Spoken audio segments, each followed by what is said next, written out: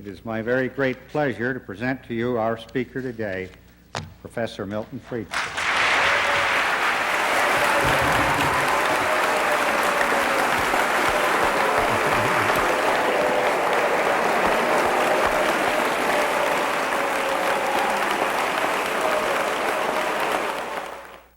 What I want to talk about is really an issue which is very much related to the whole problem of human freedom.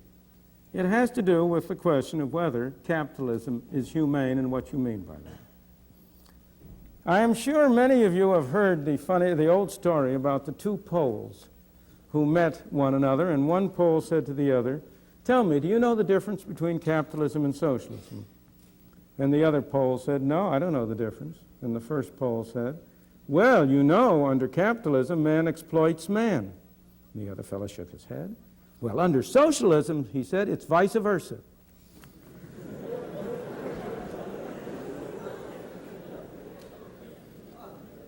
Well, now that, as a matter of fact, in the present intellectual atmosphere of the world, is a relatively favorable evaluation of capitalism. The interesting thing to me about this is that the arguments, the issues in this debate which has been going on for so long about the form of government have changed. The argument used to be about strictly the form of economic organization. Should we have government control of production and distribution, or should we have a market control? And the argument used to be made in terms of the supposedly greater efficiency of centralized government and of centralized control. Nobody makes that argument anymore. There is hardly a person in the world who will claim that nationalized industries or socialism as a method of economic organization is an efficient way to organize things. The examples of Great Britain, the examples of Russia, the examples of some of the other states around the world that have adopted these measures, plus the domestic-grown examples of the post office and its fellows, have put an end to that kind of talk. But the interesting thing is that nonetheless, there is widespread opposition to capitalism as a system of organization, and there is widespread support for some vague system labeled socialism. The most dramatic example of the change in the character, the argument, and the paradox that I'm really bringing out is Germany. Here was Germany, which experienced all the horrors of the Nazi totalitarian state in the 1930s. Here is Germany, which after the war, under the Erhard policy of Sozialmarktwirtschaft, social market economy, had an economic miracle with an enormous rise in total income, enormous rise in the well-being of the German people, of the ordinary people.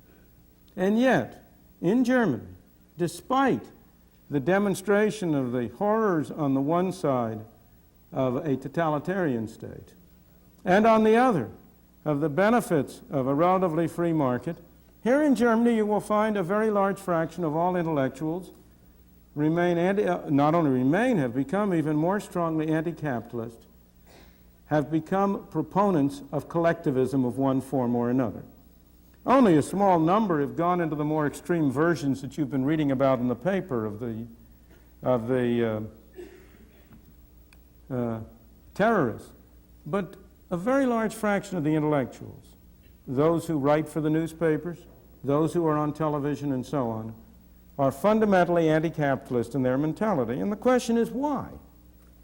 What is it that has produced this shift? Now, one of the most, or not the shift, what is it that produces this consistent attitude of anti-capitalism on the one hand and pro-something called collectivism on the other among intellectuals? One of the most interesting analyses of these problems I know is by a Russian dissident mathematician named Shafarevich. His essay, which has never been published, needless to say, in Russia,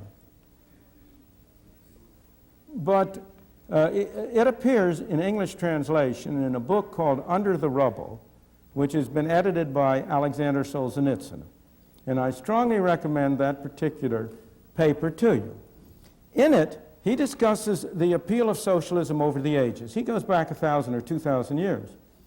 And he comes out with the conclusion that just as Freud pointed to the death wish in individuals as a fundamental psychological propensity, the appeal of capitalism, he argued, the appeal of socialism in the opposition to capitalism is really a fundamental sign of a death wish for society on the part of intellectuals. It's a very intriguing,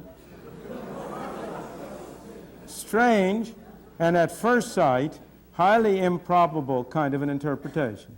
Yet I urge you all to read that essay because you will find that it is very disturbing by having a great deal more sense to it than you would suppose such a position could possibly have. I'm not going to take that line. Maybe he's right, but I think there's a very much simpler analysis, a simpler reason for this. And that simpler reason is a combination of a supposed emphasis on moral values and ignorance and misunderstanding about the relationship between moral values and economic systems. I may say the emphasis on moral values is almost always on the part of people who do not have economic problems. It's not on the part of the masses. But the problem with this approach, the problem of trying to interpret and analyze a system, either pro or con, in terms of such concepts as the morality of the system or the humanity of the system, whether capitalism is humane or socialism is humane, or moral or immoral. The problem with that is that moral values are individual. They are not collective. Moral values have to do with what each of us separately believes and holds true, what our own individual values are. Capitalism, socialism, central planning are means, not ends. They, in and of themselves, are neither moral nor immoral, humane nor inhumane. We have to ask, what are their results? We have to look at what are the consequences of adopting one or another system of organization. And from that point of view, the crucial thing is to look beneath the surface. Don't look at what the proponents of one system or another say are their intentions, but look at what the actual results are.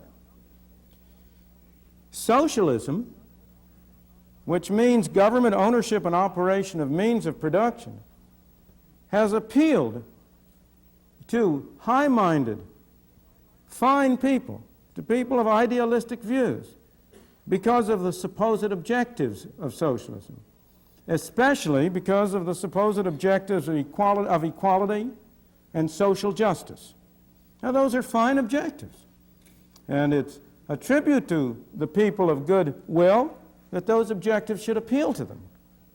But you have to ask the question, does the system, no matter what its proponents say, produce those results? And once you look at the results, it's crystal clear that they do not. Where are social injustices greatest? Social injustices are clearly greatest where you have central control. The degree of social injustice and torture in a place like, and incarceration, in a place like Russia, is of a different order of magnitude than it is in those Western countries where most of us have grown up and in which we have been accustomed to regarding freedom as our natural heritage. Social injustice in a country like Yugoslavia, which is a much more benign communist state than Russia, and yet you ask Gilas, who languishes in prison for having written a book. You ask the people at the University of Belgrade who have been sent to prison, or many others who have been ejected from the country. Social injustice in China, where you have had thousands of people murdered because of their opposition to the government. Again, you look at the question of inequality, of equality. Where do you have the greatest degree of inequality? In the socialist states of the world. I remember about 15 years ago, my wife and I were in Russia for a couple of weeks. We were in Moscow. And we were going with our tourist guide, and I happened to see some of the fancy Russian limousines up there, the Zivs. They were sort of a takeoff on the 1938 American Packards. And I asked our tourist guide out of amusement, how much do those sell for? Oh, she said, those aren't for sale. Those are only for the members of the Politburo. You have in a country like Soviet Union enormous inequality in the immediate literal sense that there is a small select group that has all of the services and amenities of life and very large masses that are on a very, very low standard of living. Indeed, in a more direct way, if you take the wage rate of foremen versus the wage rate of ordinary workers in the Soviet Union, the ratio is much greater than it is in the United States. I am reminded again of another, if I seem somehow to be referring to Poland, but on this same trip that we took to Russia, we stopped in Poland, in Warsaw for a while, and we met there a marvelous man, a man by the name of Edward Lipinski, who was in this country a year ago at the age of 83 or 4, I believe was arrested when he got back to Poland because he had been one of those who had signed and authored a declaration against the suppression of freedom of thought and speech in Poland. But at the time we met Edward Lipinski, he seemed to be fairly free. He was a man who had been a socialist all his life. And this was really very hard for, he was now in his 70s, I may say. When we saw him, he was retired. Very hard thing for a man to go back on all of his lifelong beliefs. And so he said as follows to us. He said, you know, he said, I used to believe in socialism. I still do. But socialism is an ideal. We can't have it in the real world, he said, until we're rich enough to be able to afford it. And he said, socialism will be practical when every man in Poland has a house and 2 servants. And I said to him, including the servants? And he said, yes. Now, capitalism, on the other hand, is a system of organization that relies on private property and voluntary exchange. It has repelled people. It's driven them away from supporting it because they have thought it emphasized self-interest in a narrow way, because they were repelled by the idea of people pursuing their own interest rather than some broader interest. Yet if you look at the results, it's clear that the results go the other way around. It's in the capitalist societies of the world, only where capitalism has prevailed over long periods have you had both freedom and prosperity. The greatest measures of freedom, if you look at the Western countries where freedom prevails, it doesn't prevail perfectly. We all have our defects, but by and on the large, few would deny that in the United States, in Great Britain, in France, in Germany, in Western Europe, we have a greater degree of freedom on an individual and personal level than you do in most other places around the world. In Australia, Japan, to a considerable extent today, though not 200 years ago. If you look, you will find that freedom has prevailed where you've had capitalism, and that simultaneously so has the well-being and the prosperity of the ordinary man. There's been more social justice and less inequality. Now the question is that you have to ask, and you have to ask the proponents of these two systems, has socialism failed because its good qualities were perverted by evil men who got in charge? Was it simply because Stalin took over from Lenin that communism went the way it did? Has capitalism succeeded despite the immoral values that pervade it? I think the answer to both questions is in the negative.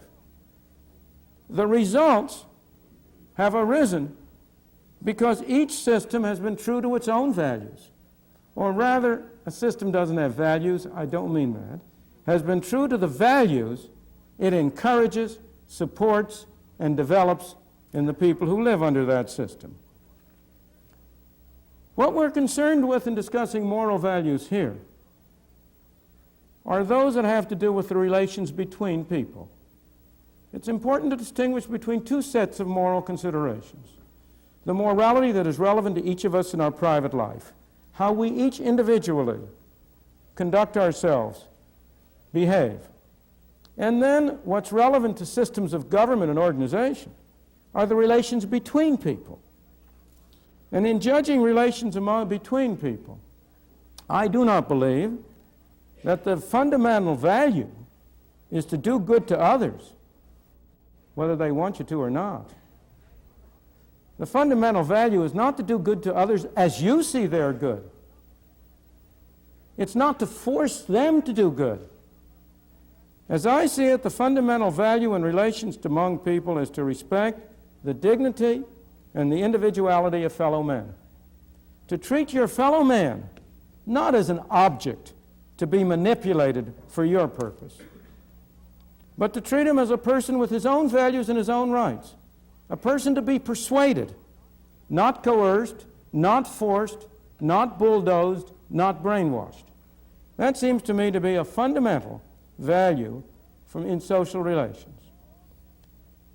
In all systems, whether you call them socialism, capitalism, or anything else, people act from self-interest.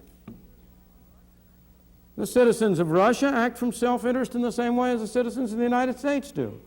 The difference between the two countries is in what determines self-interest. The man in the United States who is serving as a foreman in a factory, his self-interest leads him to worry about not getting fired. The man in Russia who is acting as foreman in a factory, his self-interest leads him to worry about not being fired at.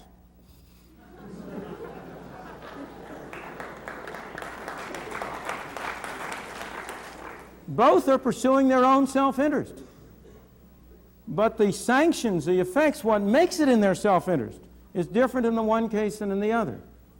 But self-interest should not be interpreted as narrow selfishness. I quote a man who speaks much more eloquently than I can. This is Thoreau, and I quote him from Walden. Here's what Thoreau said about unselfishness as a moral virtue. He said, "There is no odor so bad as that which arises from goodness tainted. If I knew for a certainty that a man was coming to my house with the conscious design of doing me good, I should run for my life." Philanthropy is almost the only virtue which is sufficiently appreciated by mankind. Nay, it is greatly overrated, and it is our selfishness which overrates it. If anything ail a man so that he does not perform his functions, if he have a pain in his bowels even, for that is a seat of sympathy, he forthwith sets about reforming the world. Being a microcosm himself, he discovers, and it is a true discovery, and he is the man to make it, that the world has been eating green apples. To his eyes, in fact, the globe itself is a great green apple, which there is danger awful to think of that the children of men will nibble before it is ripe. And straightway his drastic philanthropy seeks out the Eskimo and the Patagonian and embraces the populous Indian and Chinese villages. That's Thoreau on unselfishness as a moral value. More important and more fundamentally, whenever we depart from voluntary cooperation and try to do good by using force, the bad moral value of force triumphs over good intentions. And you realize this is highly relevant to what I am saying, because the essential notion of a capitalist society, which I'll come back to, is voluntary cooperation, voluntary exchange. The essential notion of a socialist society is fundamentally force. If the government is the master, if society is to be run from the center, what are you doing? You ultimately have to order people what to do. What is your ultimate sanction? Go back a ways. Take it on a milder level. Whenever you try to do good with somebody else's money, you are committed to using force. How can you do good with somebody else's money unless you first take it away from them? The only way you can take it away from them is by the threat of force. You have a policeman, a tax collector, who comes and takes it from them. This is carried much farther if you really have a socialist society. If you have an organization from the center, if you have supposed government bureaucrats running things, that can only ultimately rest on force. But whenever you resort to force, even to try to do good, you must not question people's motives. Maybe they're evil sometime, but look at the results of what they do. Give them the benefit of the doubt. Assume their motives are good. You know, there's an old saying about the road to hell being paved with good intentions. You have to look at the outcome. And whenever you use force, the bad moral value of force triumphs over good intentions. The reason is not only that famous aphorism of Lord Acton. You all know it, you've all heard it. Absolute power corrupts. Power corrupts. Absolute power corrupts absolutely. That's the whole aphorism. That's one reason why trying to do good with methods that involve force lead to bad results. Because the people who set out with good intentions are themselves corrupted. And I may add, if they're not corrupted, they're replaced by people with bad intentions who are more efficient at getting control of the use of force. But also, the fundamental reason is more profound. The most harm of all is done when power is in the hands of people who are absolutely persuaded of the purity of their instincts, and of the purity of their intentions. Thoreau said that philanthropy is a much overrated virtue. Sincerity is also a much overrated virtue. Heaven preserve us from the sincere reformer who knows what's good for you and by heaven is going to make you do it whether you like it or not. That's when you get the greatest harm done. I have no reason to doubt that Lenin was a man whose intentions were good. Maybe they weren't. But he was completely persuaded that he was right, and he was willing to use any methods at all for the ultimate good. Again, it's interesting to contrast the experience of Hitler versus Mussolini. Mussolini was much less of a danger to human rights because he was a hypocrite. Because he didn't really believe what he was saying. He was just in there for the game. He started out as a socialist. He turned to a fascist. He was willing to be bribed by whoever would bribe him the most. As a result, there were at least some protections against his arbitrary rule. But Hitler was a sincere fanatic. He believed in what he was doing, and he did far greater harm. Or, if I may take you onto a minor key, in which you may not join me, I realize, Ralph Nader is a modern example of the same thing. I have no doubt that Ralph is sincere. I have no doubt that he means what he says. But that's why he's so dangerous a man, who is threatening our freedom.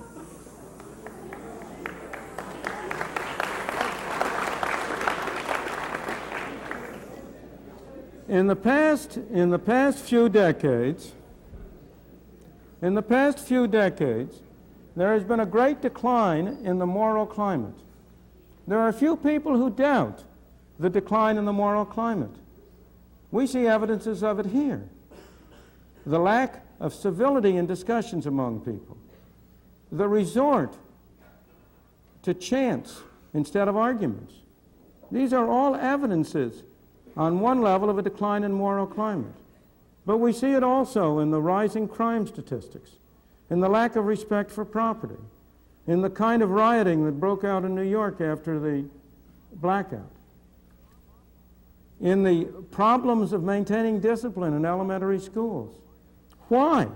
Why have we had such a decline in moral climate? I submit to you that a major factor has been because of a change in the philosophies which have been prominent in society from a belief in individual responsibility to a supposed belief in social responsibility, from a tendency to get away from the individual, from his responsibility for his own life and his own behavior. If he doesn't behave properly, that's his responsibility and he's to be charged with it, to a belief that, after all, it's society that is responsible. If you adopt the view that everything belongs to society, then it belongs to nobody. Why should I have any respect for property if it belongs to everybody? If you adopt the view that no man is responsible for his own behavior because somehow or other society is responsible, well then, why should he seek to make his behavior good? Now, of course, don't misunderstand me.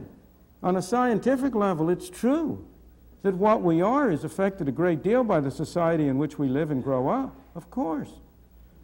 All of us are different than we would have been if we had grown up in a different society. So I'm not denying in the slightest the effect on all of us of the social institutions within which we operate, both on our values and on our opportunities. But I am only saying that a set of social institutions which stresses individual responsibility, which stresses the responsibility of the individual, given the kind of person he is, the kind of society in which he operates, to be responsible for himself, is a kind of a society which is likely to have a much higher and more responsible moral climate than the kind of a society in which you stress the lack of responsibility of the individual for what happens to him. Let me note the schizophrenia in the talk about social responsibility. There's always a tendency to excuse the people who are harmed by what happens, or the people who are regarded as the victims. There's always a tendency to excuse them from any responsibility. They didn't riot in Harlem because they had no control over their emotions, because they were bad people, or because they were irresponsible people. No. They rioted because of what society did to them. That's the argument. But nobody ever turns it around and argues the other way. If the people who rioted are innocent of guilt because society who did it to them, then aren't the people who are singled out as the oppressors also free of guilt? Do you hear these same people say, oh no, we mustn't blame those bad people who trample the poor under their feet, because they're not doing it out of their own individual will. Society is forcing them to do it. If you're going to use the doctrine of social responsibility, you ought to be even-handed both ways. It excuses both the victim and the person who I can't say responsible because that would be inconsistent, the person who is alleged to be responsible for the victimization. And similarly, you must be even-handed on both sides. We must, all of us, be individually responsible for what we do to our fellow men, whether that be harm or good. There's an additional reason why you've had a decline in the moral climate. You'll pardon me for returning to my discipline of economics, but there's a fundamental economic law which has never been contradicted to the best of my knowledge. And that is, if you pay more for something, there will tend to be more of that something available. If the amount you're willing to pay for anything goes up, somehow or other, somebody will supply more of that thing. We have made immoral behavior far more profitable. We have, in the course of the changes in our society, been establishing greater and greater incentives on people to behave in ways that most of us regard as immoral. On each of us separately, we've all been doing it. One of the examples that has always appealed to me along these lines is the example of Great Britain. Not now, but in the 19th century and 18th century. You know, in the 18th century, Britain was regarded as a nation of smugglers, of law avoiders, of people who broke the law. In the 19th and early 20th century, Britain got the reputation for being the most law-abiding country in the world, an incorruptible civil service. Everybody knew about the fact that you couldn't bribe a civil servant in Britain the way you could one in, say, Italy or New York. How did that come about? How did a nation of smugglers with no respect for the law get converted into a nation of people obedient to the law? Very simply, by the laissez-faire policy adopted in the 19th century, which eliminated laws to break. If you had complete free trade, as you did after the abolition of the Corn Laws, there was no more smuggling. It was a meaningless term. You were free to bring anything into the country you wanted. You couldn't be a smuggler. It was impossible. If you didn't need a license to establish a business, you didn't need a license to open up a factory, what was there to bribe a civil servant for? The civil servants became incorruptible because there was nothing to bribe them for. Now, of course, these patterns, there's a cultural lag, as you have all learned in your anthropology courses. And these patterns, once they develop, last for a while. But what has been happening in Britain in the last 30 and 40 years is Britain has been moving away from essentially laissez-faire and toward a much more controlled and centralized economy. This reputation for law obedience is disappearing. You've had repeated scandals about ministers of the government, about members of parliament, about civil servants who have been bribed, about the rise in gang warfare and the rest. Why? Because you're establishing an incentive. You've got more laws to break now. It's much more fundamental. When the only laws are those laws which everybody regards as right and valid, they have great moral force. When you make laws that people separately do not regard as right and valid, they lose their moral force. Is there anybody in here who has a moral compunction to speeding? I'm not saying you may not have a prudential objection to speeding. You may be afraid you'll get caught. But does it seem to you immoral to speed? Maybe. If so, you're a small minority. I have never yet found anybody who regarded it as immoral, to violate the foreign exchange regulations of a foreign country. Here are people who would never dream for a moment of stealing a nickel from their neighbor, who have no hesitancy on manipulating their income tax returns so as to reduce their taxes by thousands. Why? Because the one set of laws have a moral value that people recognize independent of the government having passed these laws. The other set do not appeal to people's moral instincts. So I believe, well, let me give you some more examples from the United States. Prohibition of liquor, which was attempted, as you know, had disastrous effects on the climate of law, obedience, and morality. Something which had been legal, to buy and drink some alcoholic beverages, became illegal. And you converted law-abiding citizens into bootleggers. I heard over the 60 Minutes program last Sunday night a great story on butt-legging. This has to do with the fact that the New York State tax on cigarettes is very much higher than the tax on cigarettes in the state of South Carolina. So you have people going down to South Carolina and buying the South Carolina low-taxed cigarettes and smuggling it into New York State and forging New York State tax stamps on it and then selling it to publicly. A large fraction of all cigarettes sold in New York State are butt-legged. Now, there you've provided an incentive for people to break the law, so they break the law. It's like prohibition in a different form. The obvious answer is for New York State to lower its taxes, and you will eliminate butt-legging overnight and be able to take whatever may be the number of policemen who are devoted to enforcing that kind of thing, you will be able to take them and turn them to useful work. I go back, however, to the essence of capitalism and its relevance to the question of humanity. As I say, the essence of a capitalist system in its pure form is that it is a system of cooperation without compulsion, of voluntary exchange, of free enterprise. Now, I hasten to add, no actual system conforms to that notion.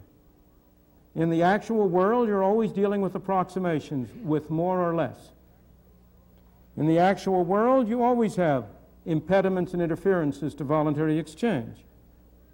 But the essential character of a capitalist system is that it relies on voluntary exchange, on your agreeing with me that you will buy something from me if I will pay you a certain amount for it. The essential notion is that both parties to the exchange must benefit. This was a great vision of Adam Smith in his Wealth of Nations, that individuals, each separately pursuing their own self-interest, could promote the social interest, because you could get exchange between people on the basis of mutual benefit.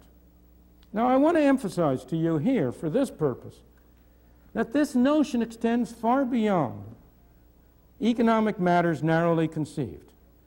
That's really the main point I want to get across here, and I want to give you some very different kinds of examples. Consider the development of language. The English language. There was never any central government that dictated the English language, that set up some rules for it. There was no planning board that determined what words should be nouns and what words vowels and what words adjectives. Language grew through the free market, through voluntary cooperation. I used a word, you used a word. If it was mutually advantageous to us to keep on using that word, we keep on using it. Language grows, it develops, it expands, it contracts through the free market. Consider the body of common law, not legislated law, which is a very different thing, but the body of common law. People voluntarily chose to go to a court and allow the court to adjudicate their dispute. In the process, there arose and developed the body of common law. Again, no central plan, no central coordination. You are here in an academic institution. How did scientific knowledge and understanding arise? How do we get the development of science?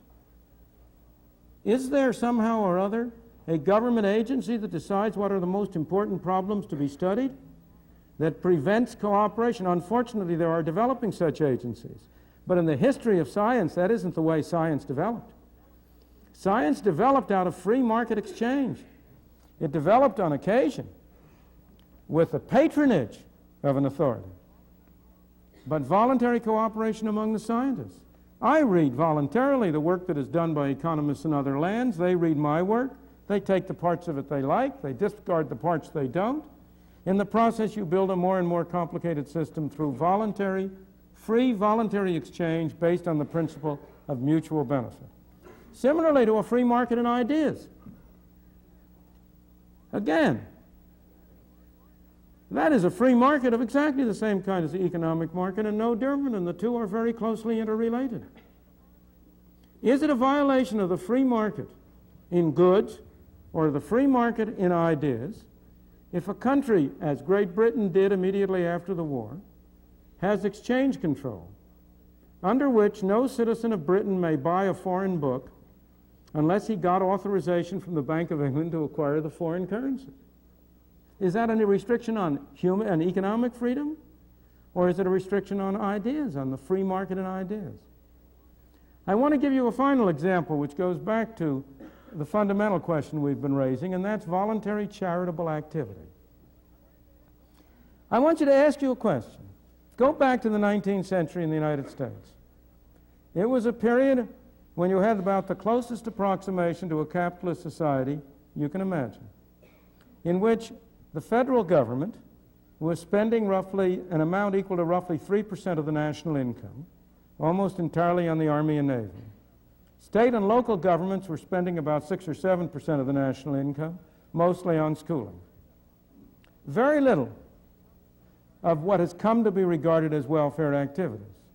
Yet the 19th century was a period of the greatest burst of voluntary charitable activity that we have seen in this country or any other country at any other time.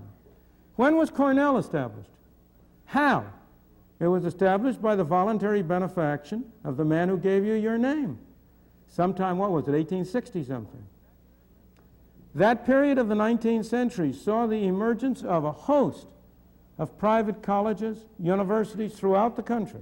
My own University of Chicago was established in 1890 by voluntary eleemosynary activity.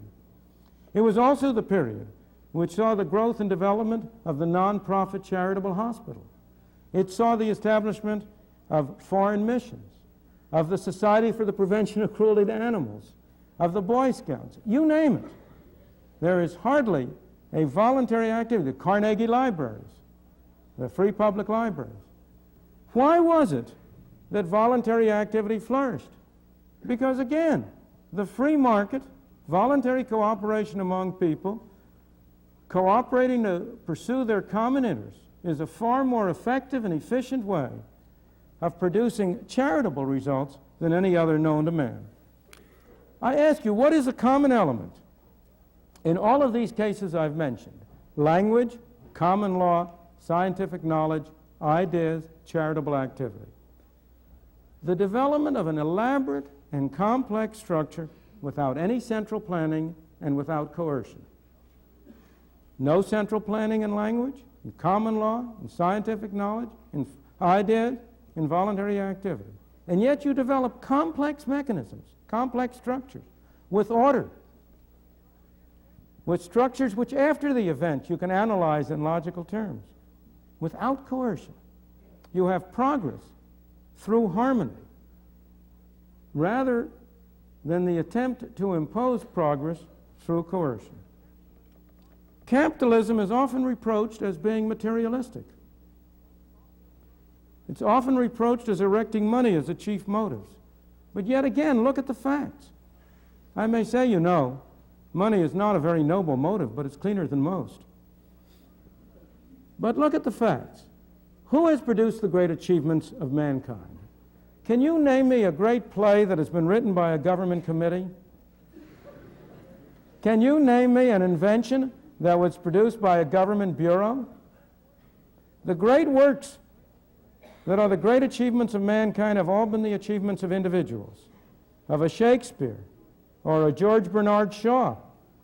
George Bernard Shaw is a beautiful example because, of course, as you know, he wrote the book, the famous book, The Intelligent Woman's Guide to Socialism. He regarded himself as a socialist. But his career and his performance is a striking demonstration of the virtues of the capitalist system he opposed. Again, in science, it's Einstein, Copernicus, Galileo, who are the great contributors of scientific ideas, not through government central organization, but mostly in spite of it. In Galileo's case, as you know, despite persecution by the centralized authorities of his time. Again, in the areas of charity, Florence Nightingale was not a government civil servant. She was a private individual, human being, who was seeking to achieve the objective she held dear. She was pursuing her self-interest. The plain fact is that in any society, whatever may be its form of organization, the people who are not interested in material values are a small minority. There are no societies in the world today that are more materialistic than the collectivist societies. It's the Russian societies, it's the Chinese societies, it's the Yugoslav societies that put all their stress on materialism, on achieving economic goals and five-year plans that destroy the non-materialistic achievements of mankind. Why? Because they are in a position to suppress minorities. What we want for a society that is at once humane and gives opportunity for great human achievements is in a society in which that small minority of people who do not have materialistic objectives, who are interested in some of these other achievements, have the greatest degree of freedom. And the only society that anybody has ever invented, that anybody has ever discovered, that comes close to doing that is a capitalist society. When you hear people objecting to the market or to capitalism, and you examine their objections, you will find that most of those objections are objections to freedom itself. What most people are objecting to is that the market gives people what the people want instead of what the person talking thinks the people ought to want. This is true whether you are talking of the objections of a Galbraith to the market, whether you are talking of the objections of a Nader to the market, whether you are talking of the objections of a Marx or an Engels or a Lenin to the market. The problem is that in a market society, in a society in which people are free to do their own thing, in which people make voluntary deals, it's hard to do good. You got to persuade people, and there's nothing in this world harder. But the important thing is that in that kind of society, it's also hard to do harm. It's true that if you had a concentrated power in the hands of an angel, he might be able to do a lot of good, as he viewed it. But one man's good is another man's bad. And the great virtue of a market capitalist society is that by preventing a concentration of power, it prevents people from doing the kind of harm which really concentrated power can do.